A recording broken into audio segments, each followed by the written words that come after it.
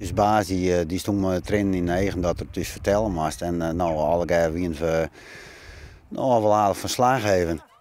Na het heftige nijs van Juster beziek het Agen van der Sluis zo gewoon als mogelijk trots te gaan met zijn leven. Joert is het druk als vrijwilliger bij de scouting. Van der Sluis werkt het al 33 jaar bij Van der Werf. Hij is bot verbjusteren over het faillissement. We zeggen wel onkomen dat het niet goed gaat. Alleen het faillissement gingen we net verwachten. Wat ging je hem dan verwachten? Nou, hij is waarschijnlijk een dikke reorganisatie dat bedrijf heel erg zwaar uitslanken zou vatten, maar faillissement gingen we net echt verwachten. Van der Werf is als zeer solvabel bekend. Gewoon een financieel gezond bedrijf. En het is dan wel extra zoer dat zo'n bedrijf nou omvalt. Het bouwbedrijf rucht om vooral op de ontwikkeling en verkoop van Cape Wenten, een merk die het helemaal op slot zit. Reden voor de bank om geen yield met die Van der Werf te stekken. We vinden het eigenlijk net te begrijpen.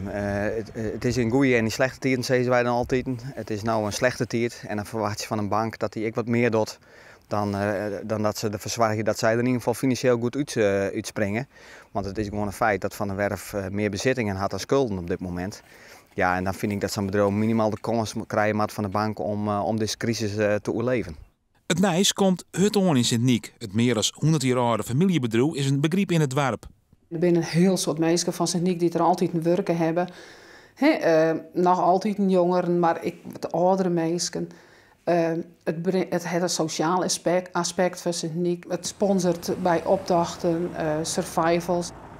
Voor de leefbaarheid van een dorp is het net zo geweldig. Mensen hebben minder te besteden. Dus ja, we weten het net hoe het komt.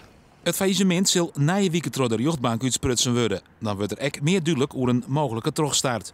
Ja, daar hebben we in die zin wel hoop op. Maar wat wij vaak zeggen in dit soort situaties is dat er oren bedrijven binnen die graag het werk gaan willen. Want die hebben moeite om hun eigen mensen aan het werk te houden. Dus dan hadden jongens van de Werf geen werk, maar dan krijgen de concurrenten het werk. Ik ben er zelf vrij nuchter onder. Ik heb zoiets van, nou, we moeten eerst maar uitwijzen wat de komende tijd brengt. En dan moeten we het maar zien.